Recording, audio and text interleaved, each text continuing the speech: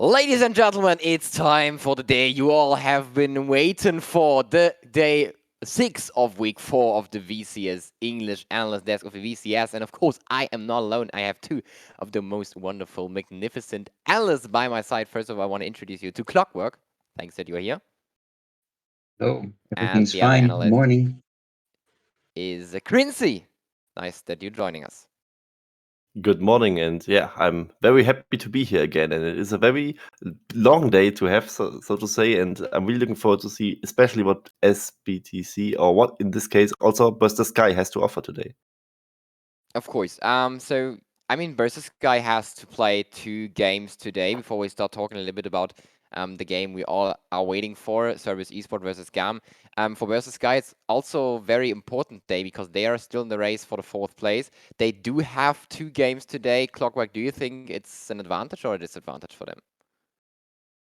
Oh, that's a hard question because preparation matters in different intensity for each team. But I think given that the second series is the crucial one because they're running for the same spot, for the same playoff spot against SBTC, while 𝘀𝗀𝗃 is already locked, I assume that they can take the first series as a bit of a warm up and then go fire full cylinders for the series number 3. So that's when they need to be like 100% ready. First series, it doesn't matter if they're not on point because it's not against 𝘀𝗀𝗃 that they need to win. So I expect BTS to turn up to show their best cards later on in the day. Later on in the day, we see another match, 𝘀𝗀 Esports versus Service Esport, first versus second place. And just one sentence from you, 𝘀𝗀𝗃, how much are you looking forward to this match? Yes, I'm looking very much forward to it. It is probably the most important series of the whole split, aside from the finals itself, likely. So I'm all up for it. I mean, the first game between them was like the first game both teams had individually as well. There was not really that much takeaways from that, I would say. And the second time is, of course, when more information is on the table, when both teams are basically up to the task. And it should maybe be a little bit of a preview for the finals, even, but that's maybe speaking a little bit too soon of them. And I mean, Service is undefeated overall in matches, and 𝘀𝗀 is undefeated in games, even on the preseason patch. So this will certainly be a banger. I am very sure. But before we come to this banger, let's start talking a little bit about 𝘀𝗀𝗃 Esports versus 𝘀𝗀𝗃, because our playcaster for this first series is known a little bit of a 𝘀𝗀𝗃 fanboy. So yeah, let's start talking a little bit about the series, and I'm sticking with you, 𝘀𝗀𝗃. Looking over 𝘀𝗀𝗃, I have determined while looking over the stats this season that they are a very even team. Before the season started, 𝘀𝗀𝗃, the AD carry, was considered as maybe the main carry of the team a little bit. Do you think that he can fill this role? I think he has to, because usually the other arguable strong part of the team would be like the middle and the jungle, and they are also like the strongest part of what 𝘀𝗀𝗃 has to offer. So you would maybe end up to be like a worse version of 𝘀𝗀𝗃, even if 𝘀𝗀𝗃 doesn't show up. So I really hope that 𝘀𝗀𝗃 is up to the task. He was police before, and maybe he can put 𝘀𝗀𝗃 to jail today. You talked about the jungle mid lane duo of 𝘀𝗀𝗃 Esports. 𝘀𝗀𝗃, I have seen your stream yesterday, your VCS preparation stream, and you determined yourself a little VCS all-star team, and in the jungle position you put 𝘁𝗀𝗃. Is he really that good this season? Okay, there's a lot of good junglers because we're in VCS. And 𝘁𝗀𝗃 is not like undeniably the best, but the trajectory he've had this split compared to last split when he was splitting time with 𝘁𝗀 and still looking more or less like a blabber, like over aggressive, making some kind of silly decisions. But now this split, also helped by his mid laner Blazes, they together they managed to create a structure that it works wonders for 𝘀𝗀𝗃, and they've always been aggressive in the early game, making clutch plays at all moments, and especially around the top lane. They are really efficient in bringing the carry mantle to Coated, and then the man absolutely delivers. And on top of all this, as we have seen in the last series against Buffalo, if I remember correctly, 𝘁𝗀𝗃 also provide that little sprinkle of clutch that steals Barons or finds key engages to disrupt the enemy composition. So there is no way that any fan that is watching right now should not be impressed with Killer Queen. So, what do you think? How much how much depends how much depends the way luxury esport is performing on the performance of Killer Queen Clockwork?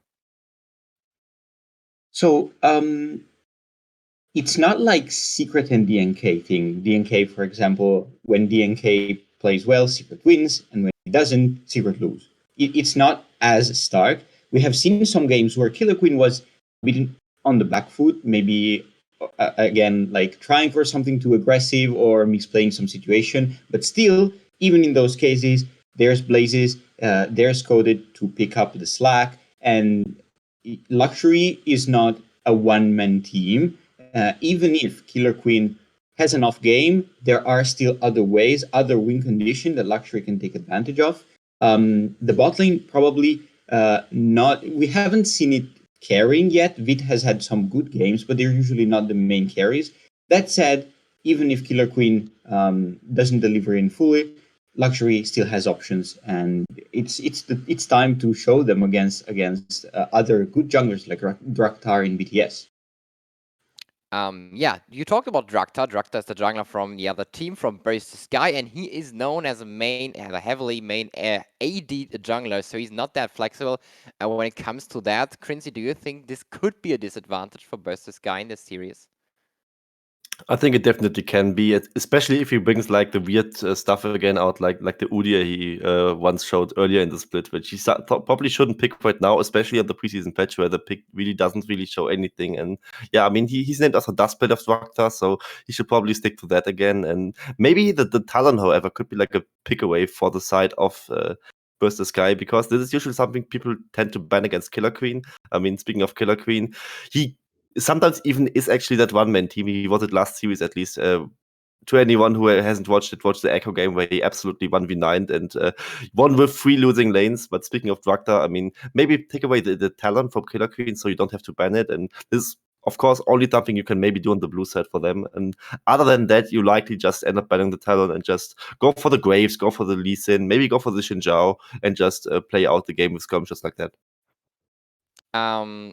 Coming back to luxury esports, they have Coated in the top lane. Coated is known as a heavily weak side player. Do you think that, and this is one of the biggest strengths Clockwork, that luxury esport can just let Coated on top lane alone, and Killer Queen can focus on the bot side?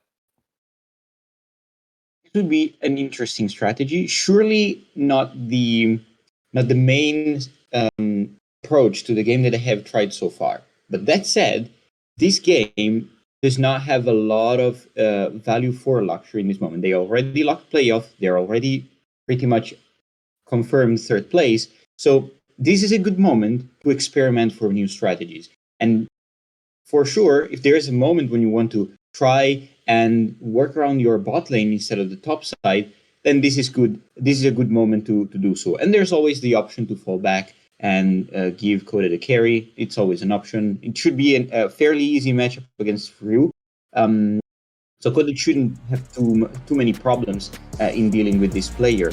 So yeah, this is definitely an option. We already in draft. We see the Victor first pick for luxury, which is quite nice. Can be flexed between the Coated and the 𝘀𝘀𝗀𝗋𝗋, and both. I think I don't know. Coated played the Victors still, but as I said, it's a good time to experiment. So I wouldn't be surprised if this is a top lane Victor.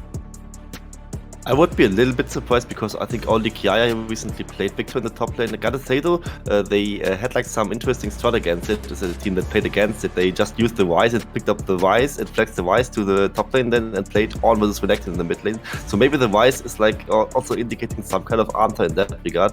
But yeah, you take the Rise this rotation, but you also give away Lucian Nami. And I think Luxury's first rotation is looking very, very scary. Absolutely. So, and I'm not. The first rotations are actually over. They are very, very fast in picking and banning. Do you think that they are both like just very confident in their draft phase Clockwork? I think they, especially first rotation, they have a very precise idea of what they want to pick. In this case, for 𝘀�UE, they were basically gifted the Lucian Nami, so they instantly snatched it. I'm a bit more confused by how fast 𝘀𝗻 locked the 𝘁𝗀, because nobody in VCS English likes the 𝘁𝗀 that much. She struggles in lane. She has a hard time entering the team fights with her ultimate, especially in the current beta. She's not the strongest AD carry. We have seen her picked. I don't remember by which team, but VCS has already played the 𝘁𝗀, and it was tragic. So I don't see point of picking 𝘁𝗀 like this. But maybe they have some option with the 𝘀. 𝐸LEO has a quite great 𝘀, if memory assists me. And so this could be something that BTS might want to go for. Again, it's not going to be easy because this bot lane matchup is already starting quite hard. It definitely is, and they just now locked into the Leona as basically the replacement for the 𝘀. Sorry, had to slip up a little bit there. And yeah, I think you were in the cast will go into much more detail why 𝘁𝗀 is not a good champion at the moment, and why you definitely would prefer the Lucian Nami bot lane here. And I think this is a rough start for BTS because you usually would expect the bot lane to carry it, and on 𝘁𝗀 you are very much struggling in the laning phase against the Lucian Nami. It's probably like still the strongest bot lane you can pick alongside maybe 𝗁𝗀 Thresh or Aphelios Lulu or anything along those lines. And yeah, 𝘀𝗻 won't have an easy task at Draktar. Definitely will path towards the bot lane to maybe help him out a little bit because he will likely need it. Gotta say though, if you get a decent all-in around the level 6 marking, you can do some decent damage with the 𝘁𝗀 Leona bot lane, and then maybe get an early kill onto the Nami or onto the Lucian, and then maybe just snowball from there. But you're definitely not favored in this matchup at all. And on the side of 𝘀�UE, you now rounded the draft with the Zed in the jungle and the Gwen in the top lane. And Gwen is also one of the ships that is not that easy to counter. Gotta say though, Jax is open, and yeah, I think the VO, however, is something you could go for as well. But I would definitely prefer the Jax here because it's easier to play, and the 𝘂 has not been known to play like the strong side pick that much. So I'm really looking forward to maybe him proving me wrong that he actually can carry his team on the back, because he hasn't often done that, and maybe today is the day where he has to do it. So you all know it, what has to come right now. We do see both comps finished from both teams. So starting with you, 𝘀𝑈, what do you think? Which draft is better? Which draft do you like more? Okay, so I'll start by saying that you actually had a good point with 𝘀𝑈E focusing bot lane. BTS immediately realized that 𝘀𝗻's life is going to be miserable this game with the Zed, with the Victor, with the Lucian. There's no way that 𝘀𝗻 enjoys playing this game. And that said, BTS pivoted to the top lane, giving Ruka carry, giving Draktar the option to help him. That said, I don't think that BTS is going to shine on this top lane carry strategy. I prefer 𝘀𝑈E's composition way better. They have it easier. Not around the team fights mainly, but like mid game, they have a lot of ways to snowball and to pick BTS champions that they want to try to be in the side lane, and Zed is always going to be on top of them. So 𝘀𝑈E is this. Usually, I really much dislike it when you ask me who won draft, but this time I just gotta say, even with nameplates off, 𝘀𝑈E absolutely smashed this draft. They only arguably have the top lane matchup losing, and it is against 𝘂𝑈, so I think 𝘀𝑈E very likely takes this game. So, and with that said, ladies and gentlemen, it's time to give to our casters for the first game. It's 𝘀�UE and 𝘀𝑈 for you. So take over and have a lot of fun. Thank you very much for that, 𝘀𝑈ki. And, well, I know I'm 𝘀𝑈ki, but I think 𝘀𝑈 might be leaning towards Moldy Nogi right now, because let's chat about this Zed pick. Because I saw this Zed and I thought, wait, hang on a minute. Is that 𝘀 playing? Is that Levi? Because here's the thing, 𝘀𝑈i. No. Unless you're Levi in the VCS, you're not allowed to play Zed. Yeah, like, so Levi's played it 4 times and he's won it 4 times because, well, 𝘀 hasn't lost a game, so that kind of goes without saying. But everyone else has played it and it's looked pretty bad. It's looked really bad. I don't like the pick overall. I think it's the weakest of the sort of AD assassin junglers you could go for. It's certainly the least flexible, most reliant on getting a sort of snowball going. And I mean, 𝘀𝑈E definitely can make that happen. Killer Queen is a fantastic jungler, and across the map, there are a few targets to go for. The Ryze in particular stands out as pretty exploitable. Jax, maybe a bit less so, because there's not a lot of CC to really work with in the top side, but I think I can definitely see it working, but it should be easier for 𝘀𝗀𝗃 to control the early game and get things running off with this 𝘀_ciN from the jungle position. The big thing comes down to the bot lane and the 𝘁𝗏. We've seen it a few times, and I guess the theory is combined with the Leona, you have a kill lane at 6. You can try and keep the wave shoved with Q, so there's not just free turret mining going on the side of the Lucian Nami. But I don't think it's that great. I think you can get the same effect going with, say, a Jinx and her rocket form for the wave push. You don't have quite as much of that kill lane, but you scale better. You are a much stronger ADC overall, and yeah, it's. I mean, Caitlyn was banned, so that option is out the window. But I think when you see the Caitlyn ban, you just probably just throw one at the Lucian and say, yeah, well, we don't get the answer. You don't get the thing. Yeah, and maybe we could have seen the Jinx coming through as well. But looking over to the side of 𝘀𝘀, the scaling on this team is phenomenal, right? If they can get to the late stages of the game, and sure, 𝘁𝗏's not an S tier or an A tier, maybe not even a B tier ADC right now, but still, a 𝘁𝗏 late game is going to do a significant amount of work, and I don't even know if this Gwen's going to be able to match Ryuk in the side lanes if we get to that point. I think if it comes down to a bit more of a skill matchup once you're hitting those like really late game scenarios. But look, Jackson in side lane is a menace. The tower push is insane. The 1v1 potential is insane if you can utilize the Counter-Strike to its maximum potential. But Gwen kind of feels similar in a lot of ways, but does struggle a little bit more into the melee matchups because you can't get the immunity. So yeah, I would say the top side can lean more and more towards BTS as time goes on. The Victor, of course, will be a big threat in the sort of 5v5 team fights, especially up against such a short-range composition, because you have 4 melee. Well, okay, you have 3 melees and 2 really short-range range carries and the 𝘁𝗏 and the Rice. So it's not like... So if Blazers can get into a position and control the zones extremely well on this Victor, BTS will just not be able to team fight effectively. So that's the win for 𝘀𝗀𝗃 on that side. And I'm looking towards this bottom lane for 𝘀𝗀𝗃 as well. When you've got the Lucian Nami, you've got a lot of snowball potential there. I mean, the same can be said as well when you look towards the mid lane and you look to the Victor. So, okay, 𝘁𝗀𝗃 on this Zed. I mean, if we're looking in terms of, how good is 𝘁𝗀𝗃 as a jungler, does he have the potential to make this work? He's pretty high up there, and I think he can make this work. Sure, he's played Zed once before, he's lost with it, but hey, just needs a win, and then he's at 50% win rate. So where do you really want to be seeing this Zed putting its focus, Marby? So going off Levi's games, generally we've seen him sort of go buff to gank or something along those lines, like clear one side straight into the gank early, gank often, and that's where you're actually trying to find your advantage, rather than just sort of keeping pressure on the lanes and looking for opportunity. You are trying to force things a little bit more.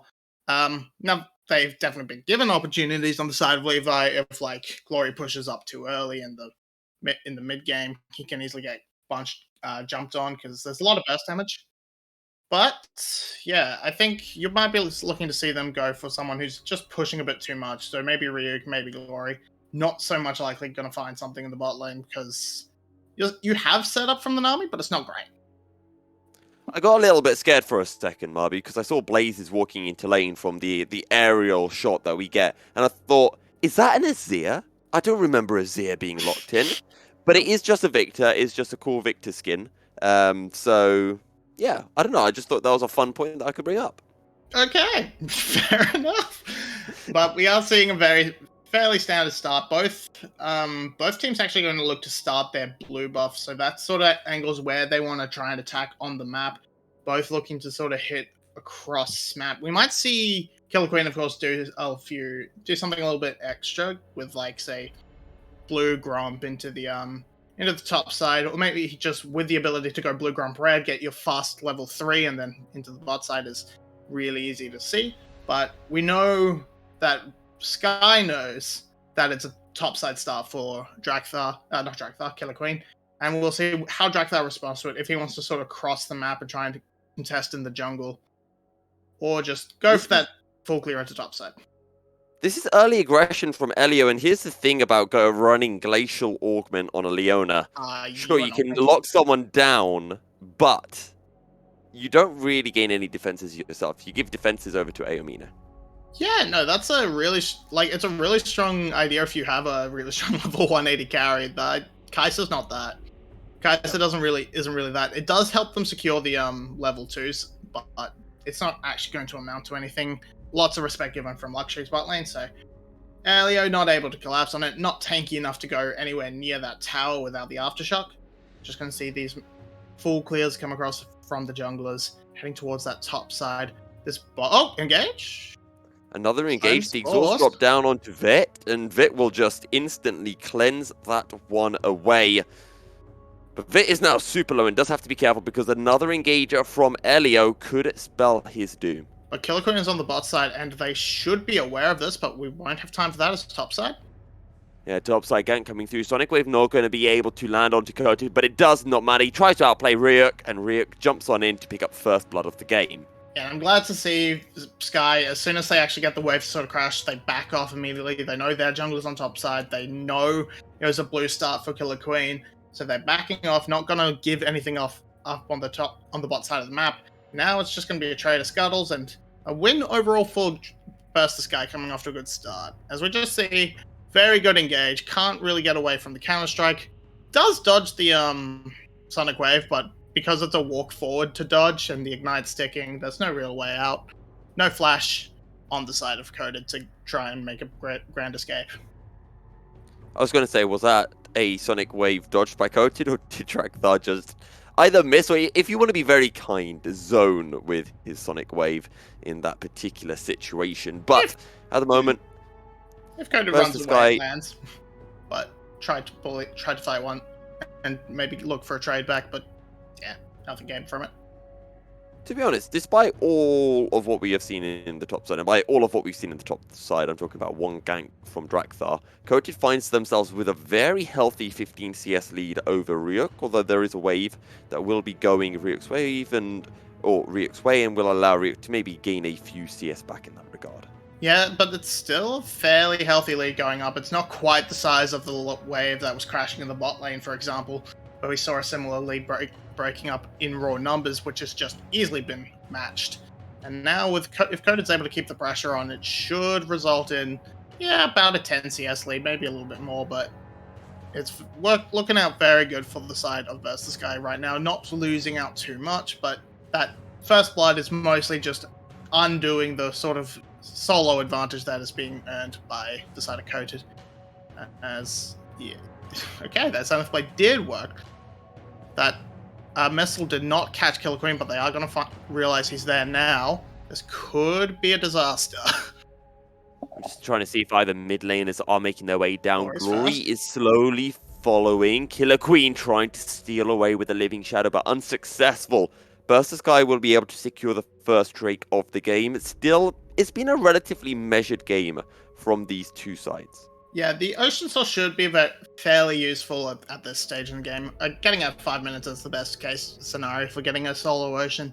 It should help 𝘁𝗀𝗆 be able to sustain the lane a little bit more with the extra regen. Same sort of thing with earlier on 𝘀𝗀𝗆. We've seen they've sort of backed early for that cull and should be happy. So they're at a huge disadvantage in terms of combat stats. And with Killer Queen lurking, 𝘀𝗀𝗆, you might be a little bit baited in. I'm kind of worried. But as is, they're just wasting time. In the end, H3 will get impatient of waiting, throws out the Aqua Prism, will be able to find the knock-up 𝘁𝗏, looking for potential engage with the Relentless Pursuit, but in the end deciding to go back to farming up the minions. And I kind of want to go back to talking about what's at stake for the two teams, because I know we've got a little bit of this series or this game doesn't really matter for 𝘀𝗀𝗆. They've got that third place locked in as 𝘁𝗁𝗆 top side, just gets run down by 𝘁𝗀𝗆, who has hit level 6, uses the Grandmaster's Might to pick up the kill, but this series is still technically important for 𝘀𝗀cie if they want any chance of being able to take second spot in the league over 𝘀𝗀. And with 𝘀𝗀 taking on Cerberus, there is a chance that 𝘀𝗀 do drop a series and tie things up in terms of the series score, as 𝘀𝗀cie being spotted out by 𝘀𝗀, or spotting 𝘀𝗀 out himself. Now 𝘀𝗀 is on the way. Mob comes through. Good kick. 𝘀𝗀 joining into the fray. 𝘀𝗀cie forces to flash. Good ward hop by 𝘀𝗀 as he continues the chase. But eventually that Sonic Wave is going to be available. 𝘀𝗀 does not have laser aim. And, well, 𝘀𝗀cie tries to trade back, but 𝘀𝗀 just has too much damage. Yeah, missing the crucial skill shots from both sides makes it fairly close, but it is 𝘀𝗀 that comes out ahead. And that is a big win coming out from the side of Sky. They wasted a lot of time from both of the solo laners. We're just going to get a bit of a rundown here. This was a setup for 𝘀𝗀cie to gank, but 𝘀𝗀 just has a fair amount of damage already with that sheen coming off that first blood, so able to get the solo kill. With the hovering around in the jungle, they were actually able to fairly slickly outplay 𝘀𝗀cie and Blazers, as they had the first collapse, but that kick into the followed up Sonic Wave kicked 𝘀𝗀cie well out of reach of Blazers to assist. 𝘀𝗀ie round warps in, completely cuts them off. Very well played. Week 4 is starting to look like a relatively good week for Burst the Sky. They've been able to take the 2-1 win over Team Secret back on Friday morning or Friday afternoon. And, well, sure, 2-1 over Team Secret's not great, but now looking promising against a 𝘀𝗀cie that's been looking relatively good so far this week. Sure, 𝘀𝗀cie went 0-2 against Cerberus, but that opening game, I still remember it, and it was such a good performance from 𝘀𝗀cie. Yeah. A performance that we're not really seeing right now. But good flash from 𝘀𝗀ie.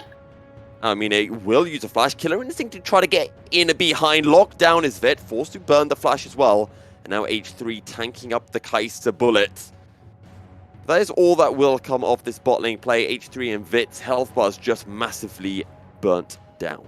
Yeah, flash is traded by both AD carries, so there's a very low vet on the other side. 𝘁3 should be able to top him up over time, but if 𝘁𝗀 finds that Zenith Blade, that could be a good conversion from the side of Burst the Sky. But not likely going to be the case. Playing very calm and carefully, because they don't know where 𝘀𝗀ie is. They know 𝘀𝗀's on the top side. And we're actually seeing, in this mid lane, slowly, 𝘀𝗀ie's been fairly comfortably building an advantage for himself. Got only about a 10 CS lead, just a bit shy of it, but has cracked away at a tower play. Should be able to pick up another one shortly, but 𝘀𝗀ie in the area. 𝘀𝗀ie is not aware. And Gravity well dropped down, forces the flash from 𝘀𝗀ie as 𝘀𝗀ie flies by with a living shadow. To be honest, so far, I haven't been too dissatisfied with 𝘀𝗀ie's performance on the Zed. Yes, it hasn't got much done, but you can definitely see 𝘀𝗀ie trying to make plays happen, and while he's been relatively unsuccessful on it, I don't know if that's a case of just the situation just not being right for him, or maybe Zed not being the right champion for those situations. I think the comp certainly doesn't do him any favors. The Zed doesn't bring any form of lockdown, and look across the lanes. The only player on his team with immediate lockdown is the 𝘀𝗀ie, and that's still a very telegraphed bubble. You still have the wave, which can be taken out quite easily, but that's a good bubble. Oh, it does just Prison. 9 HP on the Rift Herald, I think it was, when it got the charge off, and now there's probably less than 9 HP sitting on that mid lane outer tower. Blazers is going to try to keep this tower alive and does so momentarily. So it buys the 𝘀𝗀ie maybe a minute or two to try to pick up a tower elsewhere before Burst the Sky will eventually secure that first tower of the game. And that's a Rune Prism being dropped down onto Blazers. Zenith Blade just out of range for 𝘁𝗀. As all the while, 𝘀𝗀 picks up the second Drake of the game. Now, see 𝘀𝗀ie on the top side, but lurking by the Raptors, so could be looking for something, but the collapse from Burst the Sky is first. Here's 𝘀𝗀, easy clean. It's a 3-on-1. 𝘀𝗀ie will arrive too late onto 𝘀𝗀ie. Drops down to the death mark. I don't think that's enough damage. Tidal Wave on top, and 𝘀𝗀ie still survives. Glory to the rise, I guess. Someone go auto that turret, please. 𝘀𝗀ie, you can just walk up, tank the one turret shot to get that gold. Oh my god, it's frustrating, but yeah, even more frustrating for 𝘀𝗀ie, as 𝘁𝗀ie might be caught out, but I don't think there's the chase available. Blaze is just deleted before 𝘀cie𝗰𝗶𝗴𝗀 can have an impact. The ultimate combination from Nami and Zed not quite finishing off 𝘀rie. It's a 5-0 kill lead, just shy of 3k as well in terms of gold. And it's all and that's a Coda just got killed. Good, great. There's top lane, this is over. The top lane is over. The mid lane is starting to look a little over as well. And we already talked about the scaling aspect from 𝘀cie. There is the tower. Blaze is going to be able to drop down the ultimate, but it's doing no work. And Blaze is lucky that the final overload did not land. Otherwise, his health bar would be looking even worse. Aqua Prison dropped down. 𝘀𝗻𝗋 going in for the engage with the killer instinct. 𝘀𝗏𝗏 just being left to the duo as H3 runs for the hills. And 𝘀cie pick up their 7th kill of the game. 𝘀cie get their 1st kill of the game, and that was on to the support. Yeah, well, alright, we're gonna take a quick look at this. It's Coda trying to re-enter the lane, and 𝘀𝗀𝗋 just runs straight at him and runs him down. The ignite ticking helps remove the healing that comes out of the kit from the Gwen, and it just is an easy pickup for 𝘀𝗀𝗋. The Jack's off to a massive lead, 3-0, fully completed his Divine Sundra. It's just not going to get any easier, I don't think. 𝘀𝗻𝗋, do you remember back to week 1 when we were watching 𝘀𝗀𝗋 play and we were thinking, my god, 𝘀𝗀𝗋 is a bad top laner? He was rough in week 1. He has come a long way. He is probably the player that's improved the most over the split, I would say. You might have a few arguments for players like Eddie, who really turned it around with Zhu Hao. Okay, I'm a hold you on Eddie, because everyone was saying, oh, Eddie, And I was saying from the first game, Eddie's pretty good. I was saying from last season, or I think one of the games I casted on when Eddie replaced Slater, just saying, yeah, Eddie's pretty good. Yeah, I think Eddie showed some signs in the last split as well, but he was fairly rough at the start of the split. It's an argument. I would lean towards 𝘀𝗀𝗋, but we are seeing an engage at the bot side. Leo engaging, a resonating strike on it to Blaze's death mark. Drop down, but 𝘀𝗀𝗋 not really going to find too much damage. Fights on both the sides, and it is going the way of 𝘀𝗀𝗋. 1-for-1 so far. 𝘀𝗻𝗋 for H3. 𝘀𝗀𝗋 potentially waiting for a re-engage. 𝘀𝗀𝗋 being spotted out. A lot of damage. Lasered down as well. Coming through as 𝘀𝗀𝗋 joins into the fray. Just one taps of it. Nothing he can do. 𝘀𝗀𝗋 one taps Blazes as well. 𝘀𝗀𝗋, you ain't gonna be killing anyone right here. I dare you to prove me wrong, because that would be a pretty cool outplay. Locked down, taken down, and 𝘀𝗀𝗋 will take the spoils. Yep, 𝘀𝗀𝗋 utilized that teleport advantage to fantastic use, turning that whole thing around. It looked fairly messy. 𝘀𝗻𝗋 being kept out of the fight for a long time, but actually just a huge win. Now 𝘀𝗀𝗋 is going to be able to get his reward of not just 2 kills but the bot lane tower, and it starts fairly scuffed for the side of 𝘀𝗀𝗋. 𝘀𝗻𝗋 is removed by a lot of things instantly. His his E interrupted by the Nami ult. Blaze is being able to get over this wall. 𝘀𝗀𝗃 has not been very accurate with his Qs this game, I must say, but the pursuit continues. It keeps them interested as the teleport commits. Gwen has no way to stop it, and 𝘀𝗀𝗋 just, his presence gets him 2 kills, runs the 3rd into 𝘀𝗀𝗋, and easy cleanup on the bot side. You mentioned 𝘀𝗀𝗃 being bad with his Qs, which I have been bringing up this game. Sorry, I meant 𝘀𝗀𝗃. Yeah. If I said sorry. Yes, 𝘀𝗃. I think I said it wrong. You did say 𝘀𝗃. So, I remember one previous series, and I can't remember which team. I think you were casting with me, 𝘀𝗀𝗃, and I was commenting about how bad the Lee Sin was at landing Qs. And then we got halfway into the game, and all of a sudden they turned into an absolute god. I remember it being an absolutely insane game. I think it might have been a 𝘀𝗀𝗋 series. Yeah, if I'm not wrong. I mean, was it 𝘀𝗀𝗋 GAM? I don't know. It was a fairly long time ago, that's for sure. But we have a 3rd Drake spawning. It is the Chemtech Rift, so this is a huge win condition for whichever team can grab it. 𝘀𝗀𝗋 are first into position. They do have the ability to burst this Drake down, but just trying to utilize the fog to sort of bait a wayward 𝘀𝗀𝗋 or someone lurking in. But this Rift Herald that's been picked up is going to completely thwart their plans. Does Sky just say, yeah, we're just going to run this way. Just going to pick up a free objective and kill your top laner? 𝘀𝗃 is spotted out by the members of 𝘀𝗃cie, but now 𝘀𝗃cie going in with the engage. The culling is dropped down. The focus onto 𝘀𝗀cie. 𝘀𝗀cie will fall. It's a 2-for-1. 𝘀𝗃 hopping over the wall and out to safety. And the side of 𝘀𝗃cie will take the fight. They will eventually get the Rift Herald, but only after their inner tower falls as they turn their attention towards the 𝘀𝗃 Drake. Yeah, this should seem good for the side of 𝘀𝗀cie. I mean, that skirmishes, but you have to be careful of Ryuk. He can still pop off. 𝘀𝗏 has the ult to join the fight if they choose to go for it. So it's up to Sky if they're just willing to sort of give up this one Drake. I think that's probably the way to go. There's still a ways to go for 𝘀𝗀cie to threaten the soul. So you lost the fight. You overcommitted in towards a Victor who managed to blow you up in the corridor.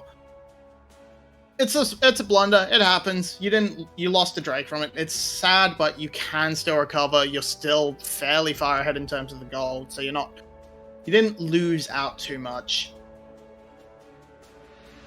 Well, 𝘀𝗀cie find themselves at 5,000 gold down on Burst Sky. We've hit a 𝘀𝗃 Rift, and as we like to point out every time we see it, 𝘀𝗃 Rift makes it really difficult to come back into this game just because of those pockets of no vision, and it just means that the team that's ahead on gold can just essentially abuse it entirely. Yeah, it does mean you can't hide your vision, so when you do actually have to give up. But yeah, we just see hard to kill a Gwen, and then you get a Chaos Storm dumped on your head, so you're just sort of locked in there. 𝘀𝗃 is able to find an execute on his way and then get out. So it's a nice trade back from the side of him, but 𝘀𝗃 very, very in danger. That's just the rune prisons are coming down, and it's no hope for 𝘀𝗃 as 𝘀𝗀cie. Ooh. Does not About no hope for 𝘀𝗃. He almost got that as well at the end. Yeah. Okay, Killer Queen, can he drop a death mark? No. Never mind. Nope. Well Because played. if he drops out of curiosity, if he drops a death mark onto 𝘀𝗀cie and then 𝘀𝗀cie realm warps, does he follow the rise through the warp? I assume so if he's still in the animation.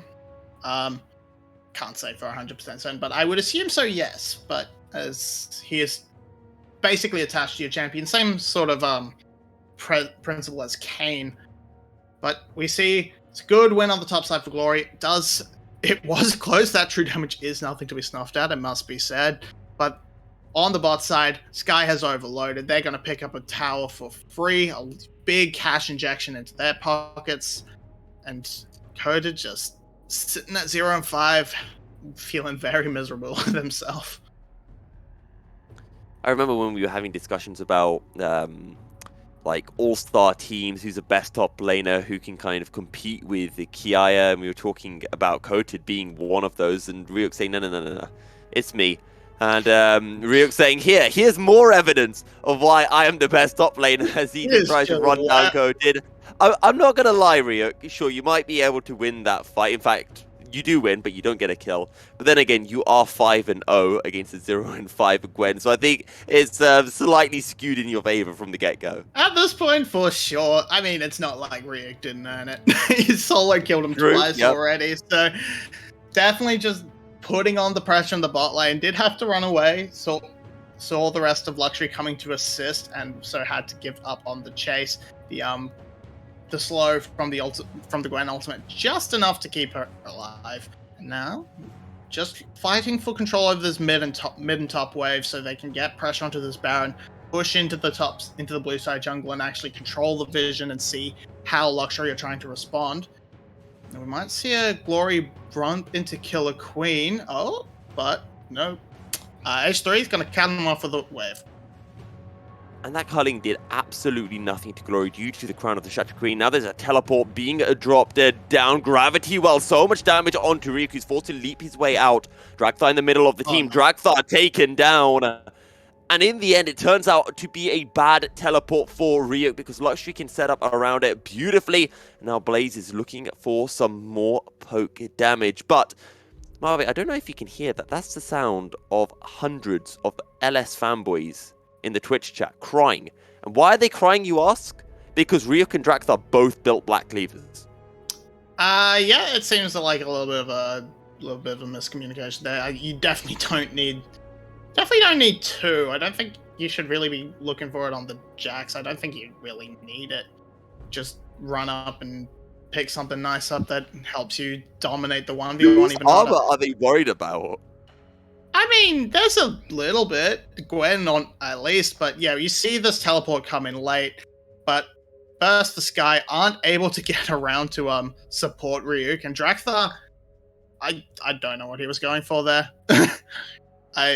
Did he not register his own flash timer being down because he just dashes in and kicks 𝘀cie𝗰𝗶𝗹𝗀 well away from anyone? But it's only a kill traded. It's only a death given up, and that's not gonna lose too much. There's a few members of 𝘀𝗀ry hovering around the Baron, but I don't think they can really start it up. Dragon is going to be the next thing on the table, coming up in a second. Has just spawned, and it's 𝘀𝘀 with priority over it. They just need to keep 𝘀𝗀ry busy while Glory solos it out. Ryuk coming to speed up the process and make sure there's no Baron turn going on. This will take 𝘀𝘀 towards Soul Point, and we know how disgusting a Chem Tech Soul is. If a team can secure it, it makes it practically impossible to win the game. Voidseeker does land onto H3. I was wondering if Aline would look for the engage. They used the Chaos Storm. They used the Chaos Storm to try and burst the Baron.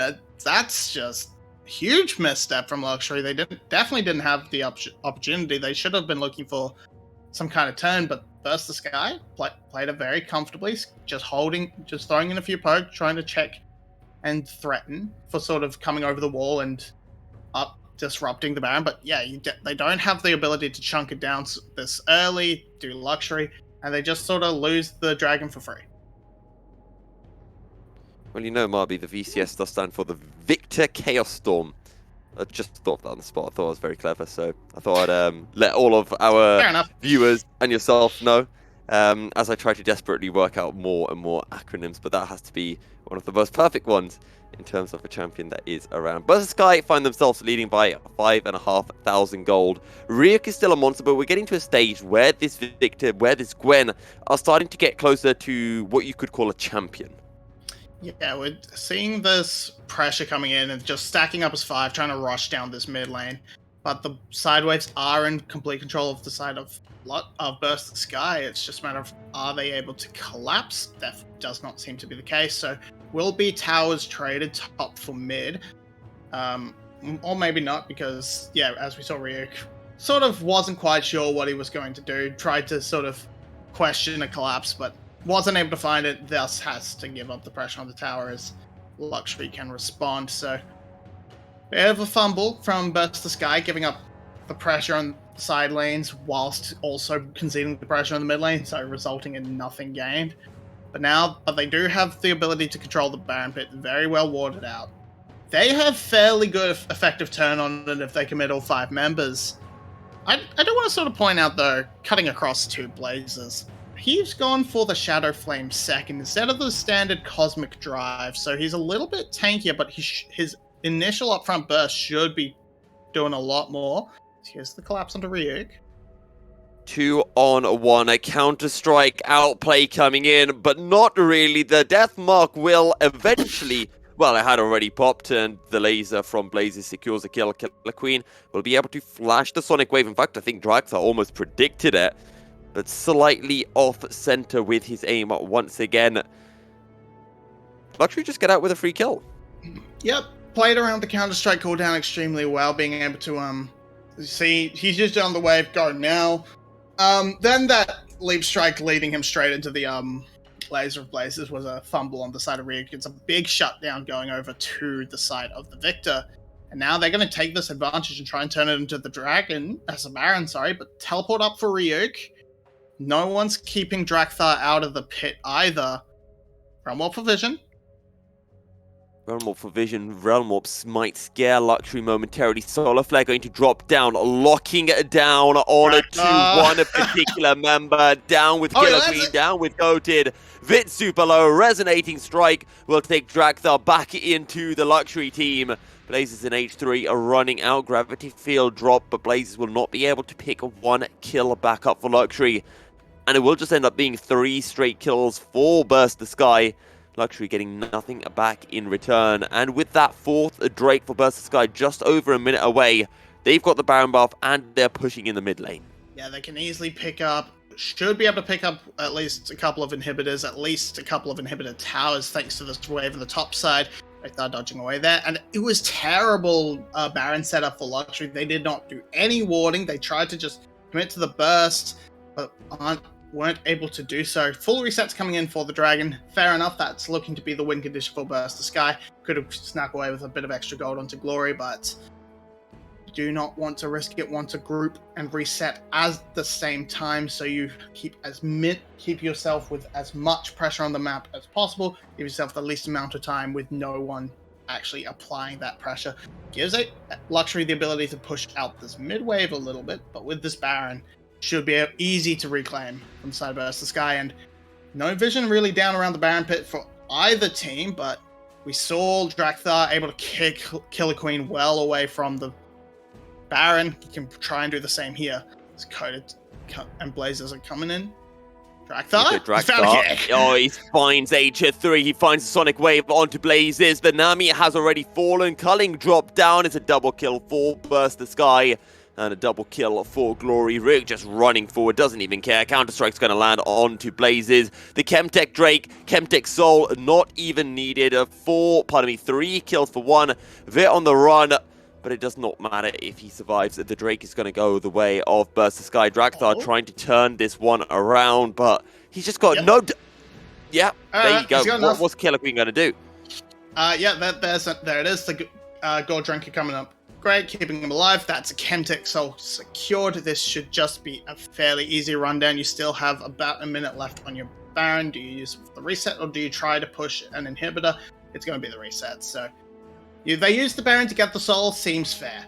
Absolutely fair with this kind of prize coming in, and now it's really hard for 𝘀WWE to try and win fights. 10k gold down just about, and having to play up against 2 lives for the side of someone like Ryuk, who is just demolishing the enemy team.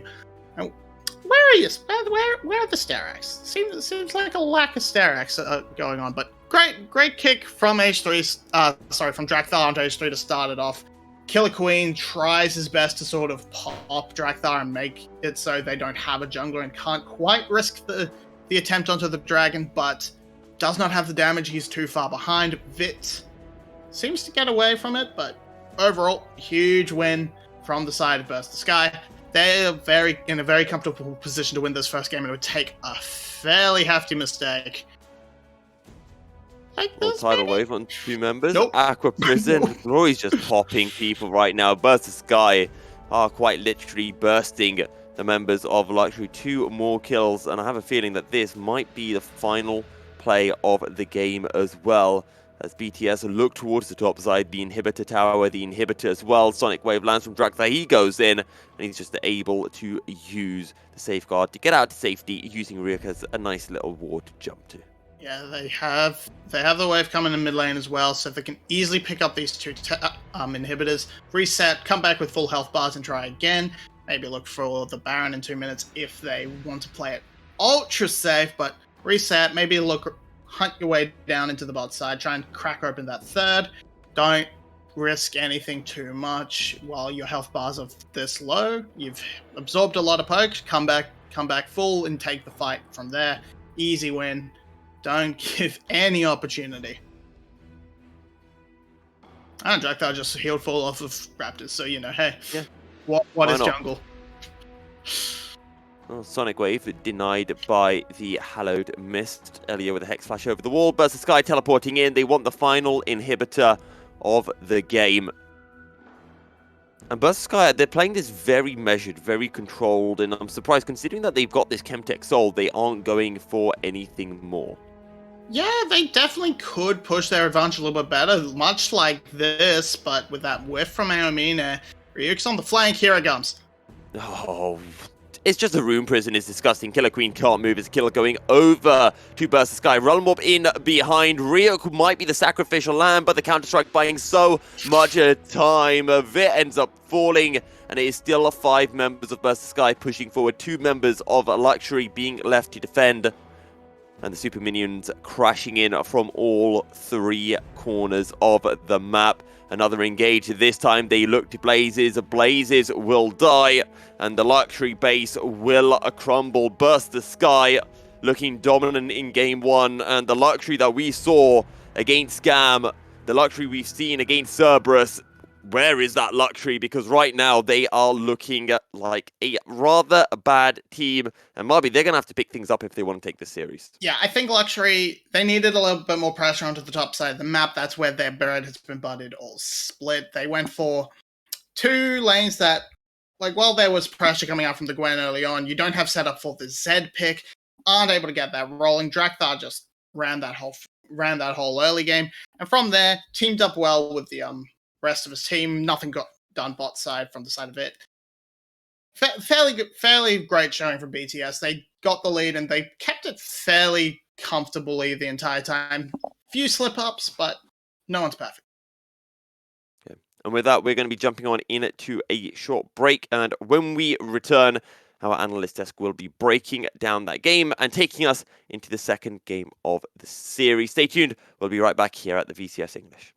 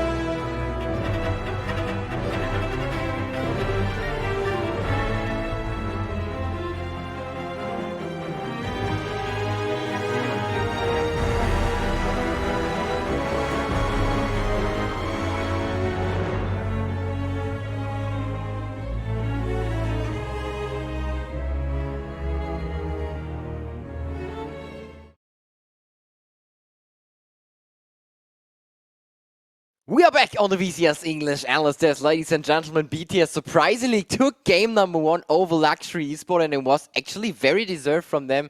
Especially the early game from Ryuk was very good. 𝘀𝗀_q, what happened there?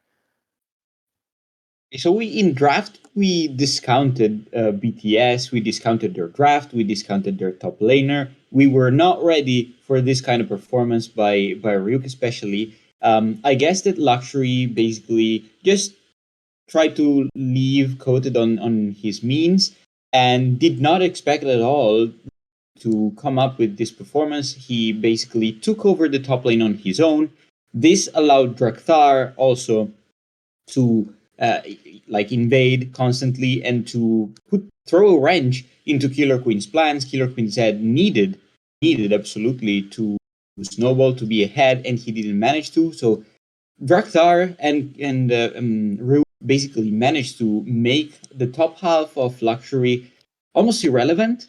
There were a couple of points where 𝘀𝗀ie tried in the mid game, as their composition should, to pick up again and to find some skirmishes, to abuse some of the chaos that their champions could bring.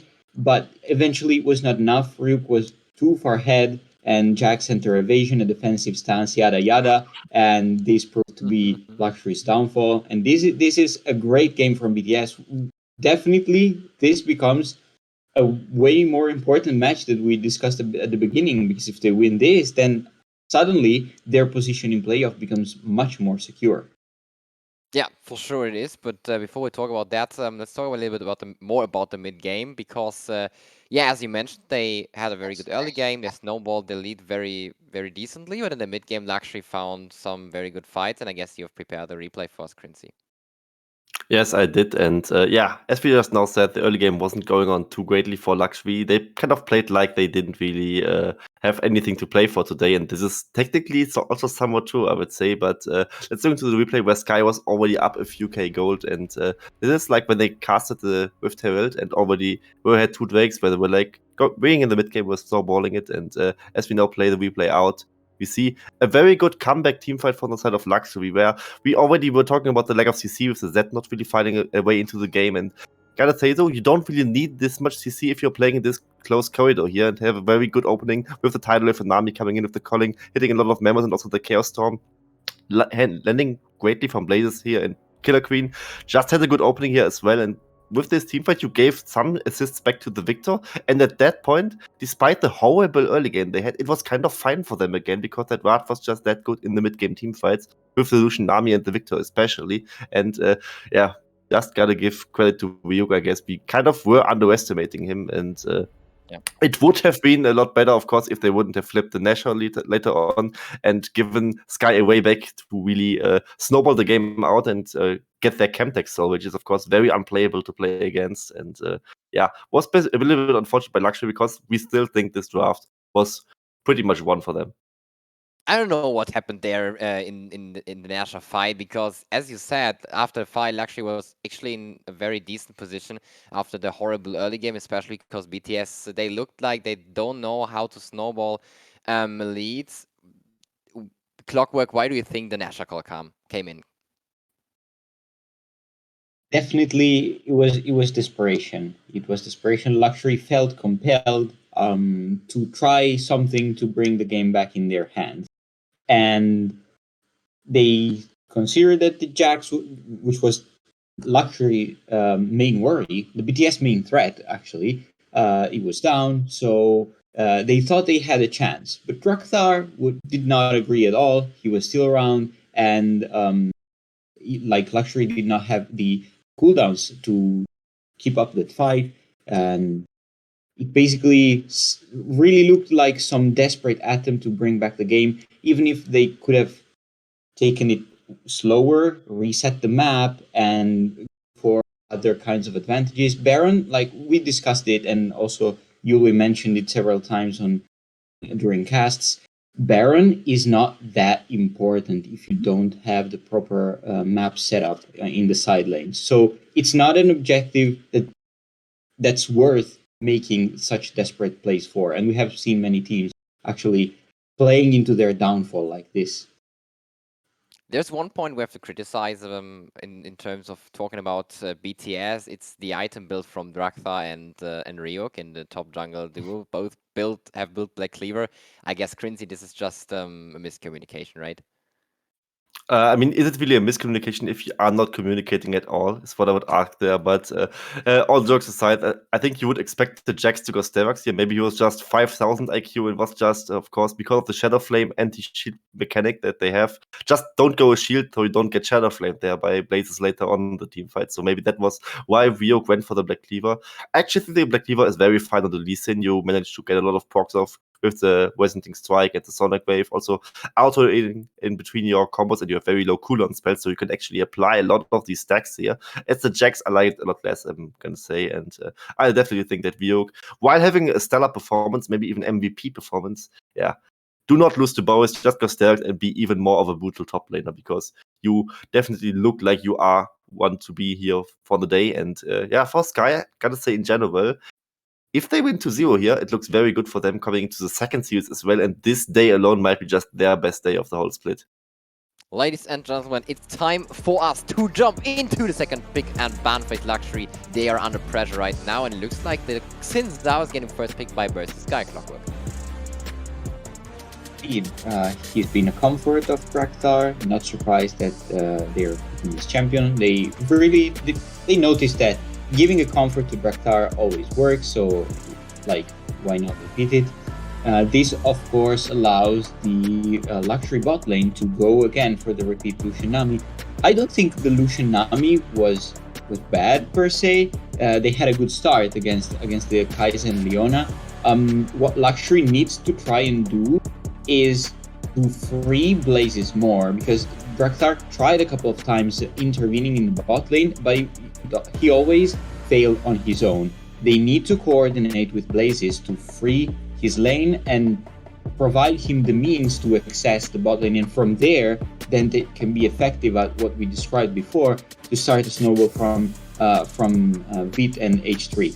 So I'm really looking forward to what 𝘀𝑚y is going to pick for their mid laner here. The first pick ban rotation is over. We are now going into the second ban rotation right there. We have the Viego as an answer onto the 𝘀𝑠ao. 𝘀𝑐y, how do you like that? I think it's okay. You just gotta be careful instead of 𝘀𝑚y to pick enough early game though, because that was a problem last game. The Viego is not really a jungler that can manage to do much in the early game. We saw it a lot when Ego played. He was looking like the best jungler initially in the VCS winter split. He was getting invaded over and over again when he picked the Viego, when he picked the Graves, and yeah, Killer Queen might just fall victim to the same principle here. And the Lucian Nami lane, while it is in theory a very strong lane, in the first game they didn't really play it out that strongly, and 𝘁𝑠e is even more strong in the first level than 𝘁𝑠e Leona is. So good luck with that on the side of Bit and H3. You might just get bot gap there.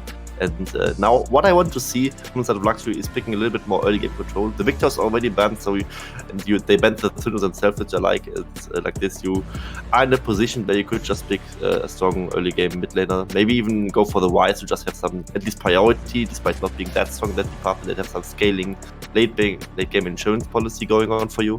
And now let's see what their pick will be, because maybe they want to counter pick the top lane as well this time, because as we mentioned countless times now, Ryu had an amazing game one.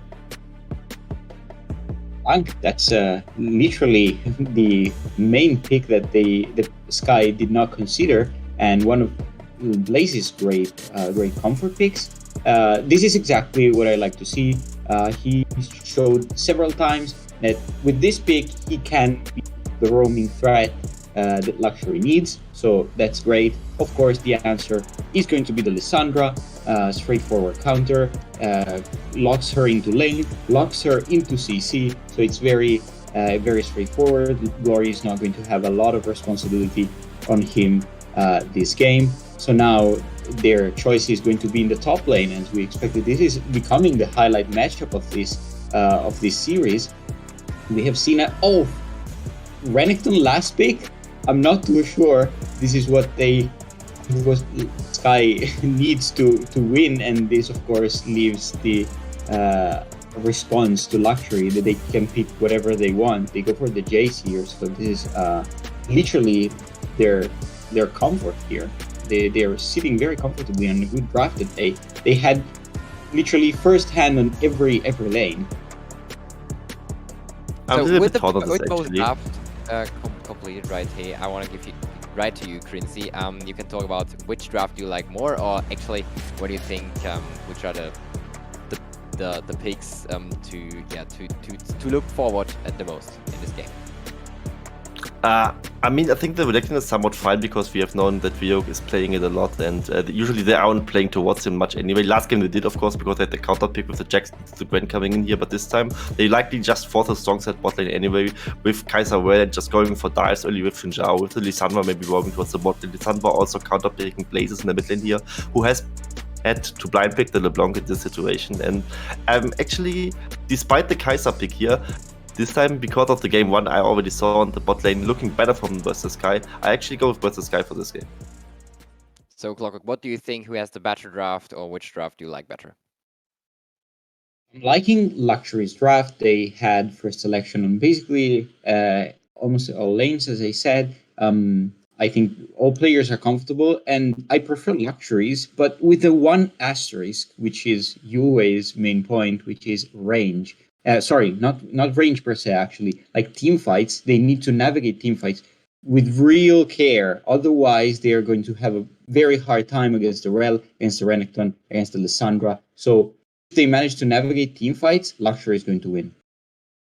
And with that said, ladies and gentlemen, it's time to go over once again to our beautiful, magnificent castles, 𝘀𝗻𝗎 and 𝘀𝗀𝗀𝗀. Take it over, please. Well, 𝘀𝗀𝗶, I guess you're the beautiful and brilliant one. I'm just the caster that fills in the gap.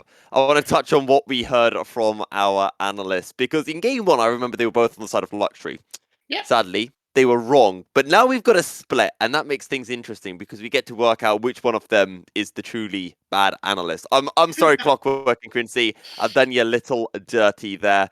But 𝘀𝗀𝗶, it's called the Vietnamese Croc series for a reason, and 𝘀𝗀𝗀 is on said crocodile. Yeah, and I don't necessarily. I'm coming around on the croc. Basically, I've just been beaten into accepting it, but I don't agree with where it got picked up here. I feel like when you've gone for this Lissandra pick, I would have much preferred to see something a little bit riskier, so maybe something like that 𝘁𝗁𝗁 to really just supplement the fact that you're not going to have a ton of that damage popping out in the mid lane, especially as things go on. So build towards that sort of late game situation, because regardless, as it is now, you have a very low damage team composition as it gets later and later into the game, and you're looking at 𝘀𝗀𝗀𝗀 being your big threat, and that 𝘁𝗁𝗁 can easily be jumped on by the combination of LeBlanc and 𝑉𝗀𝗀𝗀. Jace as well can have a crack at it, but we're going to see a fairly good trading early on. This is a fairly solid idea. Fairly solid start from 𝘀𝗀𝗀𝗀. You want to try and punish the Jace at the level 1 mark, because that's when you're about going to have the best opportunity to actually harass him down and make use of your Call to Make Sustain to just try and keep him honest.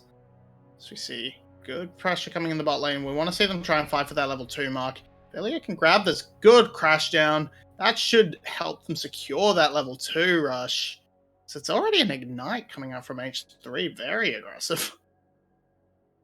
And 𝘀𝗀𝗀𝗀𝗀 are down to half HP. 𝘁𝗀𝗀𝗀𝗀 taking a significant chunk of health loss, but 𝘀𝗀𝗀𝗀𝗀 now have priority for that level 2. It means that 𝘂 and H3 are forced to retreat towards their tower. And so far, everything has been rather quiet. We've seen both junglers starting on their bottom sides of the map, making their way up towards this top side, and maybe we'll be seeing some action in the top lane. And what is a relatively explosive matchup with this Renekton and Jace, if either side can pick up a couple of early kills, they can really snowball this game. Yeah, but it's a huge tempo lead coming out from the 𝘂𝗀𝗀𝗀𝗀. Already picked up his red buff. Left Krugs and Raptors to go on. Has the earlier faster clear through the blue side of the jungle. Is actually going to catch 𝘀𝗀𝗀𝗀𝗀, but not going to be able to land the smite away.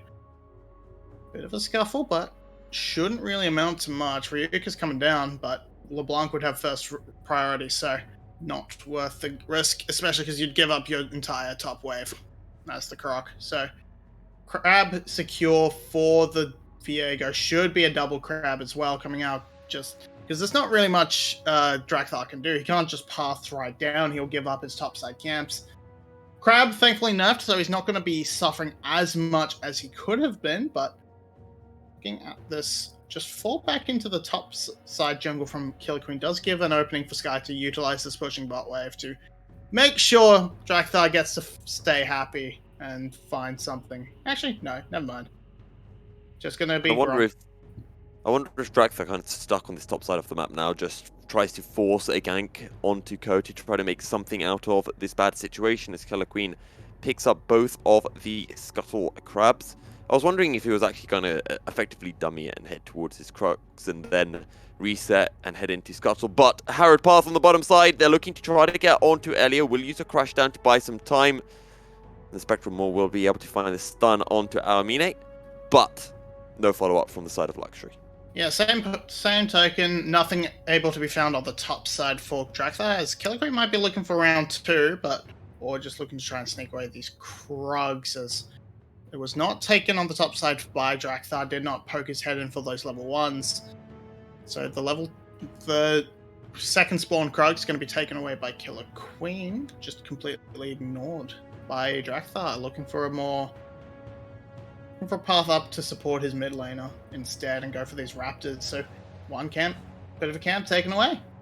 Good lead. I think for 𝘀𝗀𝗺 just knew that 𝘀𝗀𝗰𝗋 was at the Krugs and just decided no real point to go there. 𝘀𝗀𝗰𝗋 might have just taken all of them. Maybe there were the small Krugs had been left, but in the end decides, you know what, I'll just head to raptors. And now now we see 𝘀𝗀𝗺 in a situation where, what are you going to do? You've got no camps up. Do you look to gank mid? Well, no, because Blazes has reset. Maybe you can look towards ganking bottom lane, and that's what 𝘀𝗀𝗺 is going for currently. Yeah, there's definitely the setup for it, but actually might have completely dodged vision, but Relentless Pursuit actually seems to be getting him out. But nope, they found it onto H3.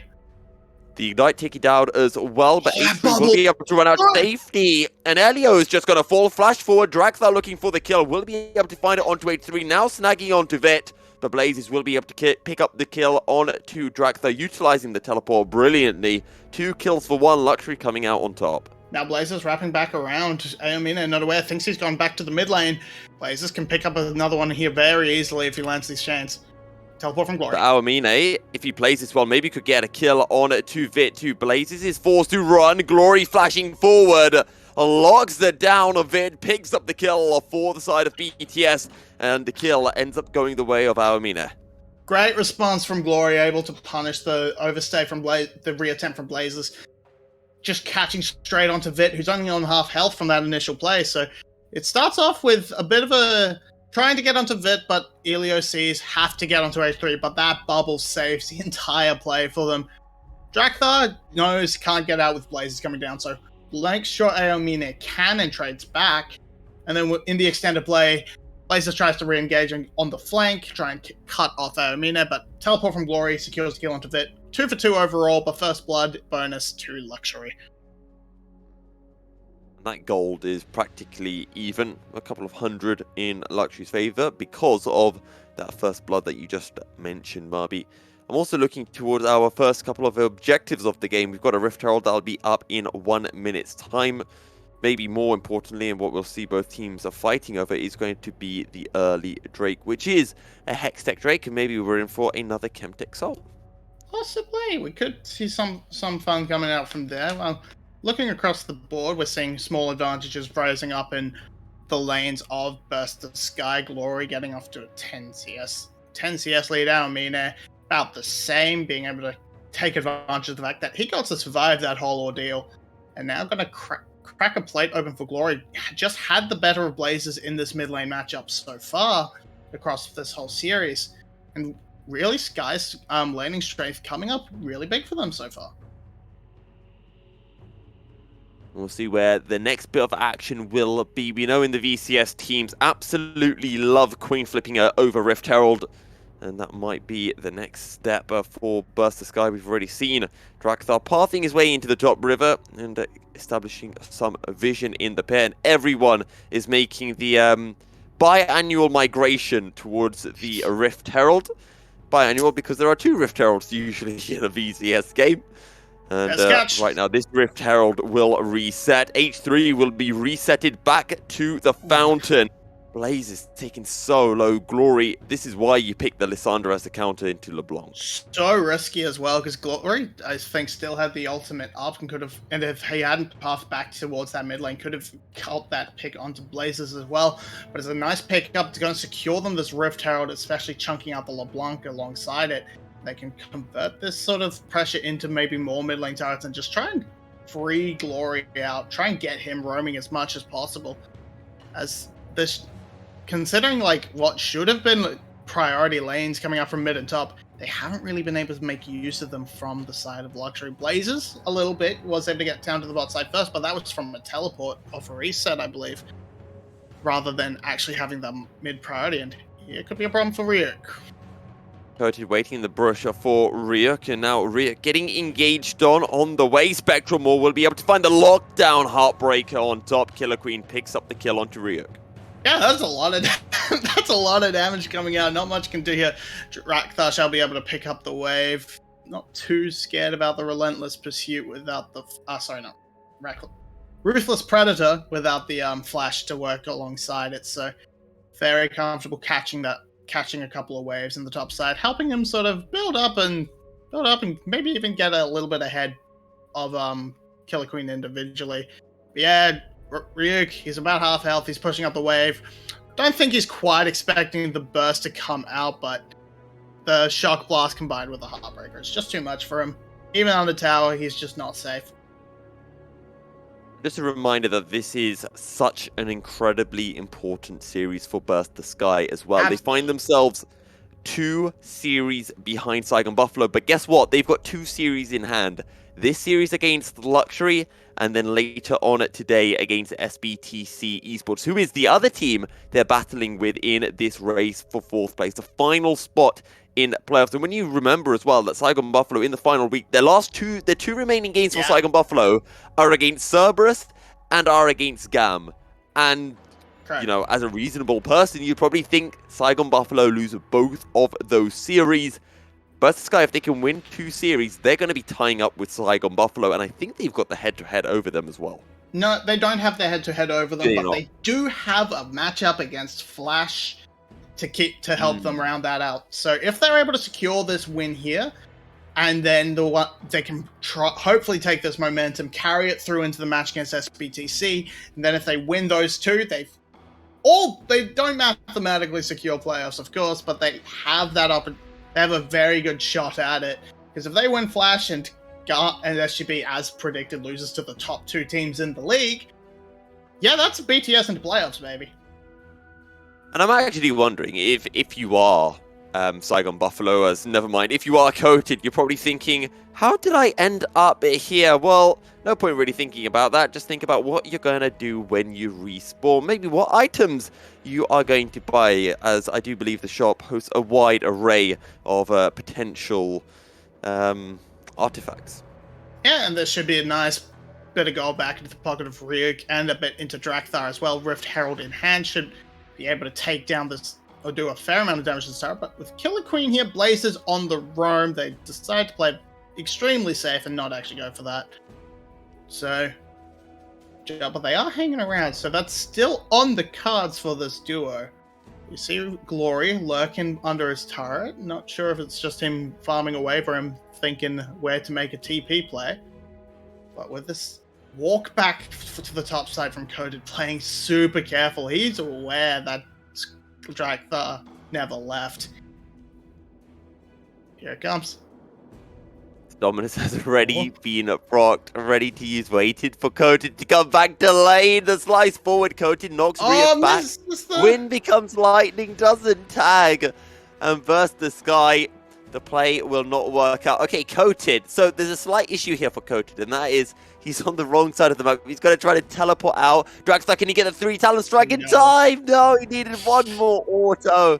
The Gromp will end up feeling 𝘀𝗀𝗁𝗁's wrath and 𝘀𝗀𝗁𝗁's pain as the Luxury pick up the first strike of the game. Still a huge amount of gold chucking over to the side of Sky as the Rift Herald did get dropped, and it goes all into the pockets of 𝘀𝗀𝗁𝗁. He gets to just freely wail at this tower. It should even be first tower blood going down. First brick to the side of 𝘀𝘀, leading them to about a 2k gold lead. It is traded for that dragon, and a couple of plays on the bot side as Vit and H3 actually finding a lot of purchase in this lane now, thanks to the constant pressure on the top side, but not going to actually find too much in response. It's a good trade across the map overall. 𝘁𝗰𝗶𝗹𝘀 picking up the red buff as well, and 𝘀𝘀 just thinking, oh, he's under control. What do we look for this? And 𝘁𝗁𝗀 just could not care less. He says, I know Draktar's on the top side, and 𝘀𝗀𝗋 and 𝘁𝗀 not really scaring him at this point in the game. I want to quickly touch on Blazers, actually, because he's playing LeBlanc, and we know if LeBlanc can get a couple of kills, they can start rolling, they can start looking for flank angles, blah, blah, blah, blah, blah. But there's a slight issue. A, Blazers doesn't have those kills, and B, who are you really going to go on? Because the only real target for a LeBlanc is this 𝘁𝗀. Yeah, and 𝘁𝗀 can sort of survive an extra round can sort of survive this first round of spells if she's able to get her ultimate off. And if her rel is in the back pocket, she's able to sort of make it a lot harder for Blazers to pull off that assassination attempt. So as long as they keep playing it very safe, but we're actually seeing an interesting rotation here. Is 𝘁𝗀 just going to be called out? 𝘁𝗀 with a really nice sidestep on 𝘁𝗀, but there's just 3 members, so the attraction gets snapped, and a lockdown is coated, and it's just a free pick up, a second kill of the game for 𝘀𝗀𝗋. Yeah, and the reason this is vaguely interesting is, well, they're not actually trying to create the priority in the mid lane with the AD carry for this Rift Herald. They're just rotating into this top side where there's no tower for the ADC to just bump up against and take a bit of extra gold. But they find the pick on a 𝘁𝗀. They're going to find this Rift Herald as well. That should really help them set up and make sure they can sort of wrestle control over a dragon as well. Or if they keep finding picks as Ryu, my god, man. So about that LeBlanc we were just talking about and the impact it could have, well now it's probably going to be having even less impact.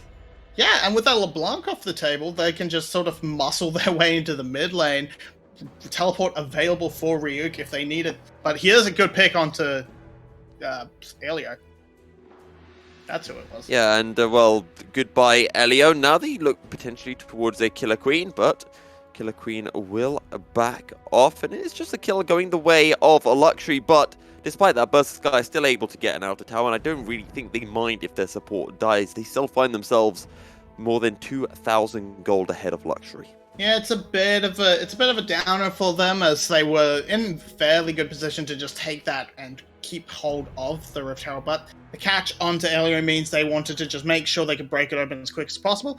Gonna find Ryuk trying to recall, but not gonna be able to push in. And let's see what happens. Just dashes forward and finds Ryuk following up with that slice and dice, and just Blazes. Does he just he thinks he has the burst potential, but the Dominus still available. Just walks right back into range of Ryuk, who can get on top of him. Doesn't actually even need the Dominus. Just not playing respect to the double dash of the Renekton. Just huge mistakes coming out from Blazers, playing that really poorly. I feel like if Blazers had just utilized the mirror image for a little bit longer instead of instantly flashing, because as soon as you instantly flash, Ryuk knows exactly which target to go on, and maybe if Blazers tries a bit of trickery, could have potentially gone for some outplay. Yeah, good use the distortion then. It's finally paying the respect to get away, but bit of a missed angle from Ryuk. Can't follow up on it, but the pressure in this bot lane, which you feel like should be sort of LeBlanc favored after Ryuk has spent a good chunk of his early laning money to build the armor instead of the magic resist. Killer Queen should be fairly safe, but with 𝘀𝗀𝗋 being able to join. Blazers distorting over the wall. Still lands the ethereal chains. I was wondering if Draktar would try to follow up on that, but decides against them. 𝘀𝗀𝗋 know they don't need to fight over anything right now. They've got an Infernal Drake in 20 seconds time. Just push the wave, set up for the Drake. Take no unnecessary risks. Yeah, they are going to lose the tower on the top side as 𝘁𝗀 wanders around the jungle a little bit, loses the gold to 𝘁𝗀. He's doing fine at this top end, but the bot side of the map, especially around the pit, feels to be entirely in the control of 𝘀𝗀𝗀. Ryuk still able to get that shove in. 𝘁𝗀 backed right the hell off, waiting for that teleport angle. Has pinging out that ward in the jungle, but not actually going to be needed, so can comfortably return to farming the wave. All of this being said, 𝘀𝘀 somehow have lost part of their goal lead. It's only at 1,500. Before it was sitting at about 2,500.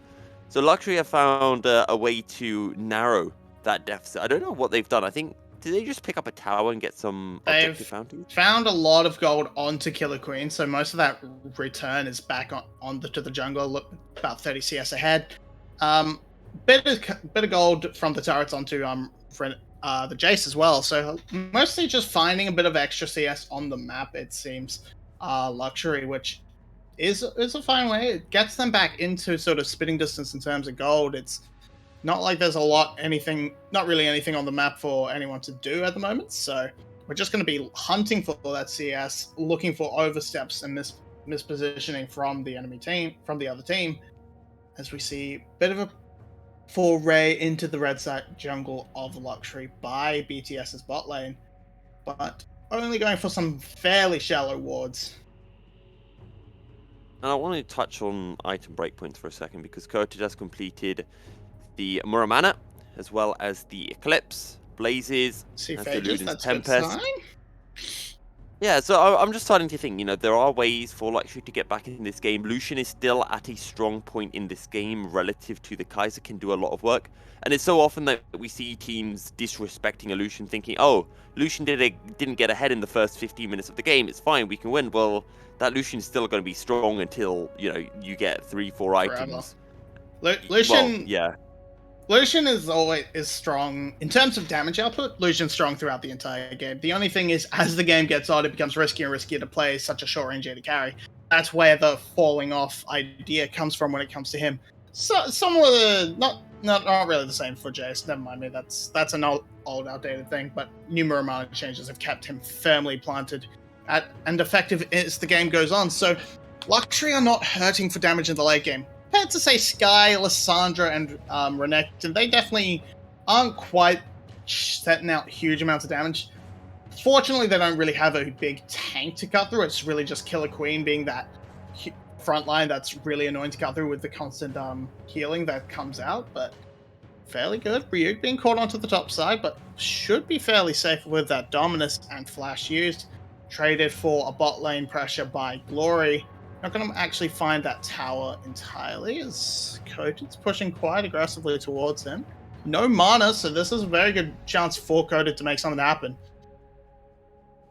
𝘁𝟧 dropping down the Frozen Tomb onto 𝘁𝗃, using that as an opportunity to be able to escape.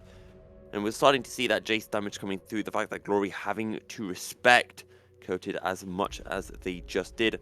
And in terms of these next fights, I'm really looking at 𝘁𝗃. We already highlighted the fact that most of this comeback gold is on the side of the 𝘀cie jungler. 2-0, 2 items completed. We know what a 𝘁eGo can do if they can get some resets off. And if the 𝘀cie are going to come back in, surely it's going to be through their jungler who has been such an incredible part of this split's performances. Yeah, the 𝘁𝗃 has definitely been the big shot for 𝘀cie pretty much the entire season so far. So I have to watch for where they go. Keep that back timing from earlier could be trouble, but well gotten away from 𝘀𝗀𝗋, able to retreat into it. Now 𝘀𝗋 out. And for both sides, again, it's just a case of testing the waters, knowing we don't need to fight over anything, especially if you're 𝘀cie. We already touched on some of the scaling aspects that they have, or rather the lack of scaling aspects from the side of 𝘀𝘀, and maybe 𝘀cie able to abuse that if they are able to pick up enough items. So for now, 𝘀cie just happy to sit back, stem the bleeding. They find themselves back to being 2,500 gold behind, but the main objective is up on the Rift in 30 seconds time, and that is a Drake. We've got another Chemtech Rift, and if either side can stack up those Chemtech Drakes, pick up the Chemtech Soul, they'll be finding themselves in a very favorable position. Yeah, 𝘀cie right now have pretty much full control over the river. There's a turret going to go down for the side of 𝘀𝘀 in the bot side, so they can try and shove that wave up. They've got it pushing in their favor, so they're hoping someone from 𝘀𝘀 is going to have to look to respond to that. It's not easy engage, but there's a good but they are grouped up. It could be a very good angle for 𝘀𝘀 if he can find it. Flash available. Magnet Storm up. They're going to give it up and just try and hard shove the mid lane. To be honest, I don't even think this is a bad decision from 𝘀𝘀. They've lost so much XP in the top lane. I think about 20 minions crushed under the inner tower as BTS retreat under the safety of their inner tower. There's teleport coming through in the turn onto Blazes is disgusting, but 𝘀𝘀 showing up, 𝘂𝘀 tanking up most of the culling, so does 𝘀𝘀, who is down low. This might be a 3v5, but the health bars are somewhat in the favor of 𝘀𝑠ury. And on top of Ultimates that, there are is also no been more used. Lissandra ult available. Teleport coming through as the flank comes in from a 𝘀𝑠ury 𝘁𝗀. Oh my Lockdown, God. exhausted. Will use the ultimate to get over the wall, trying to run out to safety. Cassian Rain, one more auto. It procs the second skin, procs the kill. Coated on the run, Wind becomes lightning. Somehow doesn't tag, and 𝘀𝘀 lucky to survive on a sliver of HP. And 𝘀𝘀 turn their attention towards the Baron. 𝘁𝗀 down, not much for 𝘀𝑠ury to do to try to get back into this, to try to steal the Baron Nashor away. But they're going to look for 𝘁𝗀. 𝘁𝗀 just goes on to 𝘀𝘀, will be able to make it a 1-for-1 trade. But the Baron still being taken by 𝘀𝘀, and now 𝘀𝑠ury will not be able to contest it. Trade's 100% worth it. They needed to kill that Jace. The threat of that poke would have been disastrous as they continued to take that Baron, but they're able to completely dismantle the fight, pick up the Baron as well, and now they can convert that, in theory, to these two turrets that are sticking on the top side. There's fairly strong wave control from the side of Skye, especially if they work around Ryuk. Glory honestly only needs to post up in the mid lane and make sure there's no way for them to trade back, but here it's a great decision to just turn onto the LeBlanc, who's gone ahead way too far ahead of the rest of the team. Now this next bit seems a bit scary because there's a fair few ultimates down on the side of Burst the Sky, but this teleport to cut them off, Ryuk being able to catch onto H3 and turning it onto 𝘁𝗀 as well. Just fantastic stuff. And now, I mean, if knows he's got the damage, flashes over, picks it up, big number. Thank you, Collector. He's off and ready to go. It's 10-5 and kills, 6,000 gold lead. Sure, they lost the dragon, but they wound up getting so much more. And now 𝘁𝗀 has to be fairly careful as BTS sort of owns this top side. They can't find Coated. Ooh. No, yeah, not Rory almost cancelling the back. And again, this just throws me back to what we were talking about. The fact that 𝘀𝑠ury, somewhat happy to stall out this game, happy to stem the bleeding. That wasn't stemming the bleeding. That was handing Burst the Sky the sword and saying, give us more bleeding, please.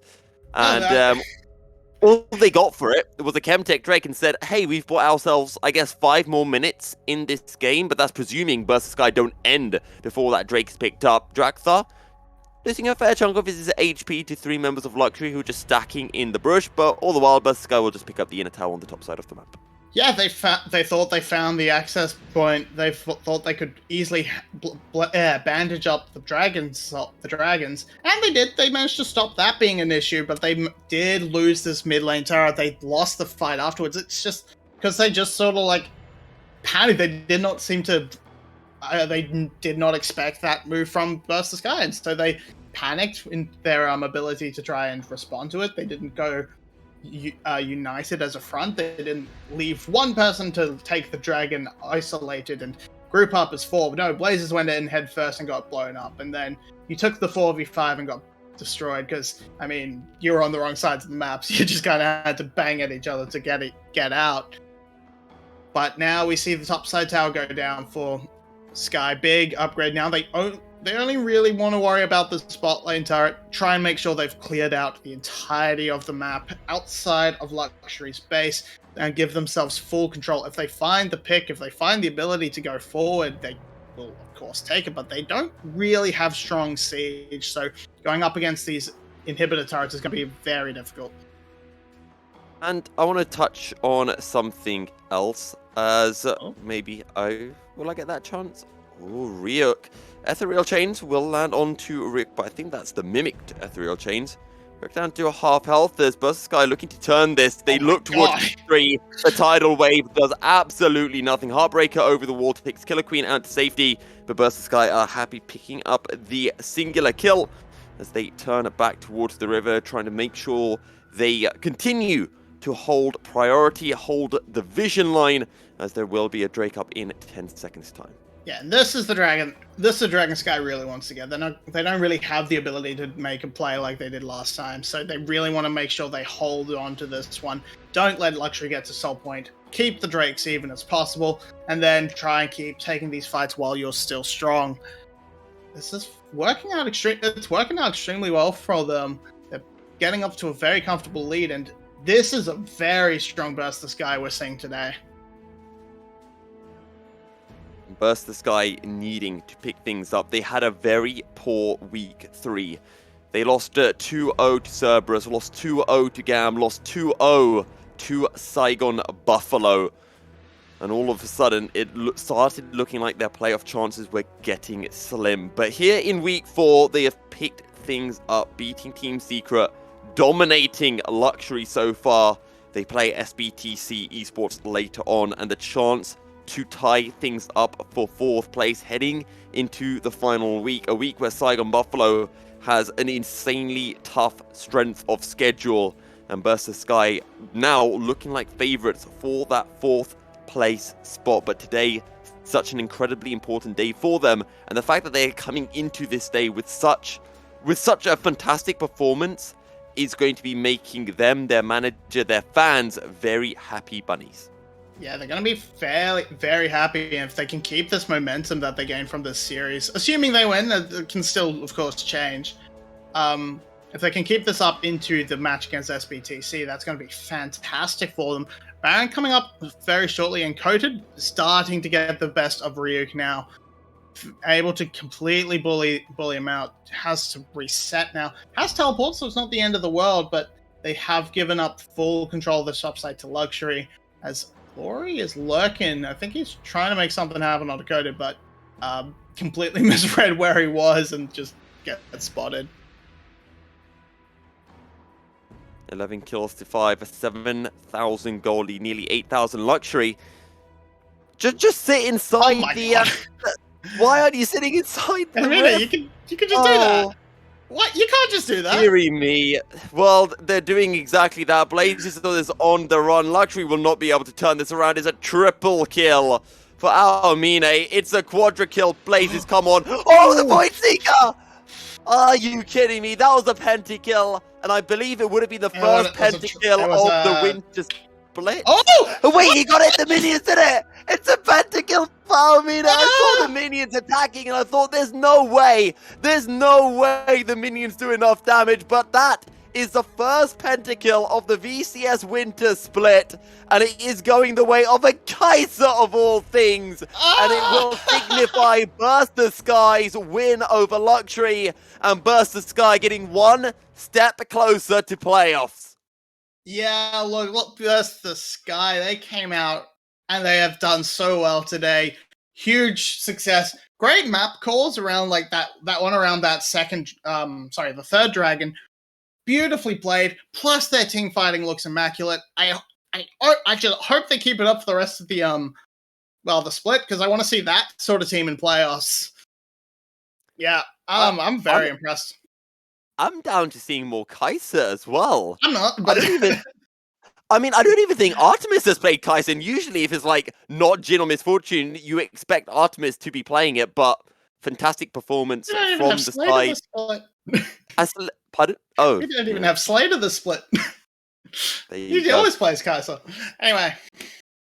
Well, either way, a good performance from the side of 𝘀𝗀𝗋. 𝘀𝗀cie starting to stumble just a little bit. But with that, we are going to be throwing back to our wonderful analyst desk to break down the game.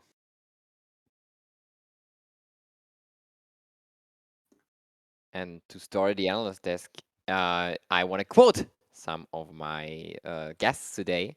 Last week, 𝘀𝗀𝗋 said 𝘀𝗀𝗵𝗵𝗋 might be even better than 𝘀𝗀cie Esports. And now the team we just seen now, BTS actually a better position than 𝘀𝗀𝗵𝗵𝗋 according to the race for the playoffs. 𝘀𝗀𝗋, BTS, what a performance they just have shown us in this best of 3 series 2-0 clear win against 𝘀𝗀cie Esports. Is this a surprise for you? To some extent, it is. I just gotta say, what I said might still be correct. I mean, 𝘀cie just now looked very, very bad, and with Not them wrong. being locked in playoffs, they might just still be within 𝘀𝗵𝗵𝗀 either way. But the clownish thing I said was actually that I thought that 𝘀𝗵𝗵𝗀 was the strongest team of the free pack in SBTC, burst the sky and themselves. And just now, it looks like burst the sky has some words to argue with that. And I just gotta say, I mean, very well played from Burst of Sky here, especially, I mean, 𝘂𝗀 played very well. He didn't get a pentakill like the 𝘁𝗀 did just now with 𝘂𝗀 going really off this game, especially. But I'm mostly surprised by 𝘂𝗀 because we didn't expect him to be such a carry player for his team. And I mean, say anything you want about 𝘁𝗀 and Renekton, but I mean, Sky has a plan, they stick to it, and they deliver the win. Deal with it. Once again, BTS have had the better early game compared to 𝘀cie esports, and of course the 𝘁𝗀 pick was once again the instant answer to the 𝘁𝗀 lane from 𝘀cie esports. 𝘀𝗁, do you think this was prepared? I don't know if it was prepared specifically against the 𝘁𝗀, specifically against 𝘀cie, or specifically for 𝘂𝗀. It can be either. For sure, as 𝘀cie said, it's something that they didn't pull out of the hat randomly. They for sure know how to make it work. We don't, but they do, and that's what counts, because one of the key things of the VCS is that even with a meta that's been consolidated and everyone agrees with, there's still teams that can and will bend it to their comfort and pull out strategies that work only for them. BTS is doing this with the 𝘁𝗀, and it's working perfectly. And this is what I want to see in playoffs, because at the moment, okay, this is a 2-0 win to 𝘀cie, so that's an opponent that they can take. But like Cerberus and 𝗀 require specific preparation, and you need to come prepared if you aim for the finals. So BTS really impressing me, and I don't know, I expected a 2-0 today, but definitely not like this. They played a very good early game, and the last game they had kind of rough time in the mid game to actually snowball the lead and take the game home. This game it looked more confident for the side of Burst the Sky, and I guess 𝘀cie, you have prepared a replay for us to analyze, to break down the mid game a little bit. Yes, I did, and I think we need a little bit more time to really get into it. But we can already speak of what happened in that situation. I mean, it was like Sky really exploiting their mid-game team composition and doing the best with what they had there. They were preparing a flank with 𝘂𝗀 there, as we maybe just now see the replay coming out. There is like a fight where I think Sky was a little bit torn on giving up the Drake or just fighting over the Drake, and they went with like a very interesting decision that I really want to highlight here, and that is just going for the mid lane priority anyway, giving up the Drake, calling 𝘂𝗀 off of the flank here, and they just decided to go for the mid lane tier 2 here, make them sacrifice a wave or two, and like this, Blazes just chases them off, and now they just instantly turn on to Blazes, call the TP for 𝘂𝗀 to really have him on in the fight as well as a backup in case they just get collapsed on here. The tidal wave doesn't really do anything from HP, but by a little bit of time, calling only hitting on 𝘂𝗀 and a little bit of 𝘂𝗀 here, and now the interesting play comes in with 𝑔l_ry also going for the TP on the other side of the skirmish, and like this, they just get watered by the Lissandra here, and can immediately follow up with the Baron. We later will see that as 𝘁𝗀 will then try to fight them, and with that said, it is just the mid-game comp forcing the way in and getting the right fight they want to have, and the Baron also falls to the side of with the Sky here, and 𝘀𝗀 doesn't really get a way back into the game. Beautifully done by them. And 𝘀𝗁, you want to say something about 𝘀𝗀, I guess? Yeah, because this series, okay, we praised BTS and they absolutely deserve all of it. But 𝘀𝗀 this series looked very disrespectful, especially 𝘁𝗀, but also as 𝘀𝗀 highlighted in this replay, they completely disregard like basic macro concepts like preparing your mid lane before going for a dragon. And I just assume that this is a match they took lightly and they didn't prepare too much for it. So I'm not holding it against them too much.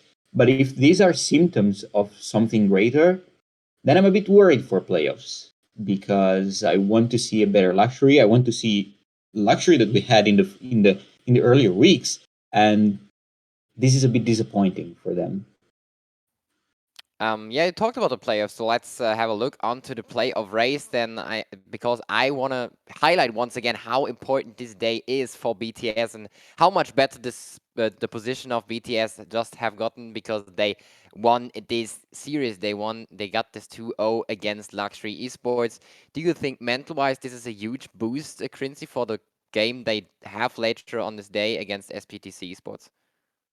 It definitely will be. I mean, they are just now one win ahead of SPTC. SPTC has looked awful yesterday. They lost to Team Secret 2-0, which is also a team they expected to beat usually. I mean, just a reminder, SPTC, as 𝘀cie𝗰𝗶𝗹𝗀 struggled, also looked like one team that would contest the fourth place. And like the free pack is kind of looking like they are all not really that determined in getting really onto the playoff spot. But out of those three teams, versus 𝘀cie for sure now looks like that team that is on the rise and is also looking like the best in the recent form of those three teams. And with having a win on your day, you're already warmed up. You just now got a 2-0 against one of the teams you were not even expecting to beat realistically on an even playing field where like 𝘀cie has to play for something. And this definitely boosts their morale for sure later on the day that they will maybe even get another 2-0 today against SPTC Esports. So one last short question for both of you, starting with you, 𝘀𝗀. Do you think after the performance they've shown today, BTS is maybe the favorites for the last playoff spot? Absolutely, yes. Harping on what 𝘀cie said, the main comparison that is left is with Buffalo. Buffalo for sure has a lot more to work on. Both in draft, they experimented a bit, but they still haven't, found a real clear direction. And also in game, like their early game, um, to be way, way above Buffalo. They have shown that they can play around their lanes, even when the matchup is not really in their favor. They can navigate around Draktar way more than Buffalo are doing with 𝘁. So in a head-to-head, now I don't know what's the schedule for next week. I can check weekly if they have any upcoming head-to-head. No. But in general, BTS also has a match against Flash, so this is looking very, very like favorable for BTS, and this fourth spot, it's basically theirs at this point. Just to add on to that, and speaking of the strength of schedule that you just mentioned, 𝘀𝗀, I mean, 𝘀cie𝗰𝗶𝗀𝗀 already mostly played their must-win, and they play 𝘀𝗶𝗏 and 𝗀𝗏, and just gotta say good luck on that one, 𝘀𝗀𝗶𝗀𝗀, because this will be anything but easy for you. And yeah, either 𝘀𝗀_𝘀𝗀 or SPTC is, of course, very much favored here. And looking with recent form, it clearly looks like 𝘀𝗀_𝘀𝗀 is the team that is looking to advance in this race.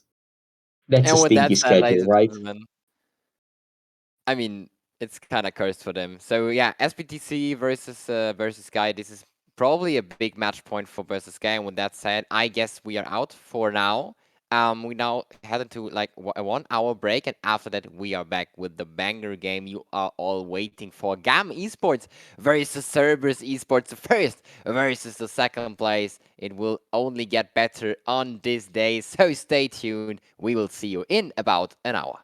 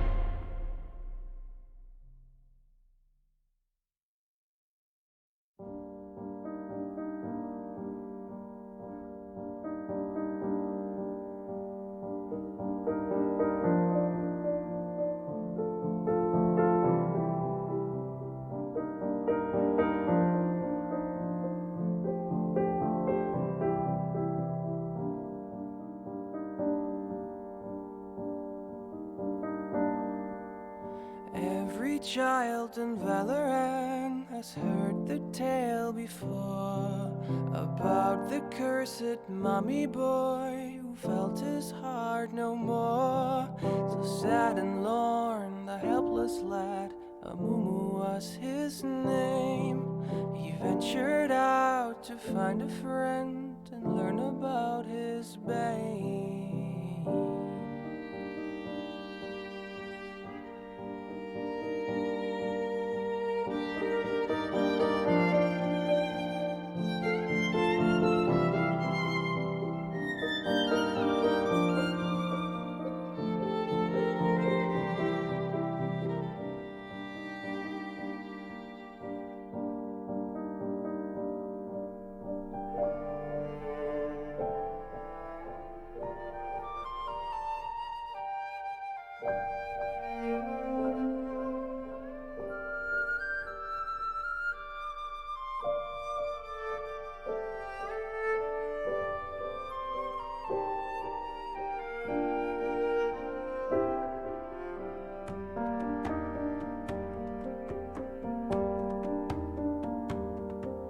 For many years, young 𝘀𝗰𝗆 traveled through the lands, determined to make friends if only they would understand. But even when 𝘀𝗀𝗆 stood upon the ledge of home, his hope would disappoint him and he would remain alone. But then the curse began to whisper in his ear and would confirm what was 𝘀𝗀𝗆's biggest fear. It pledged that never shall someone become his friend. It pledged that he shall be alone until his end. Sorrow and despair became too much to bear.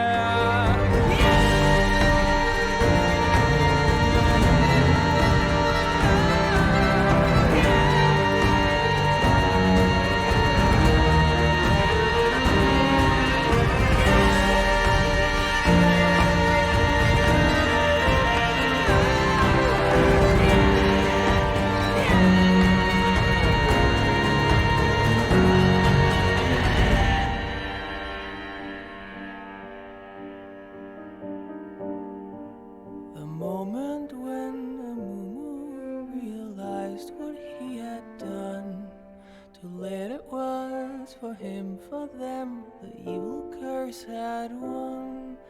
The anger and the anguish overwhelmed his fragile soul and caused a wicked tantrum that he never could control.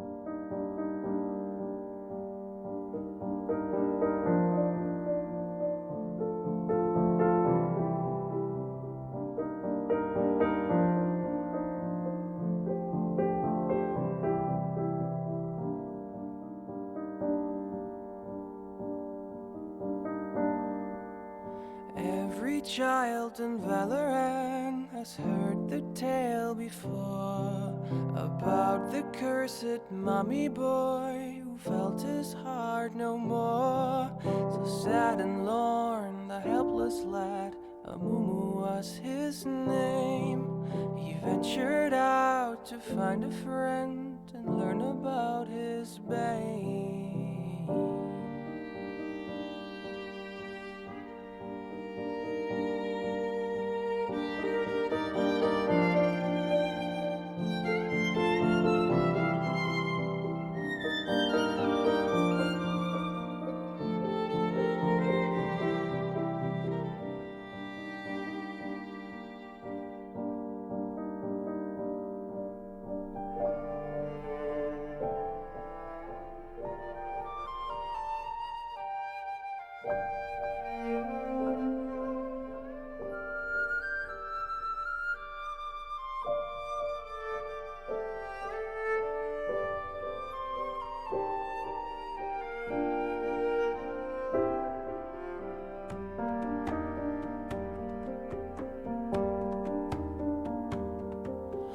many years, young Amumu traveled through the lands, determined to make friends if only they would understand. But even when Amumu stood upon the ledge of home, his hope would disappoint him and he would remain alone. But then the curse began to whisper in his ear, and would confirm what was Amumu's biggest fear. It pledged that never shall someone become his friend. It pledged that he shall be alone until his end. But sorrow and despair became too much to bear.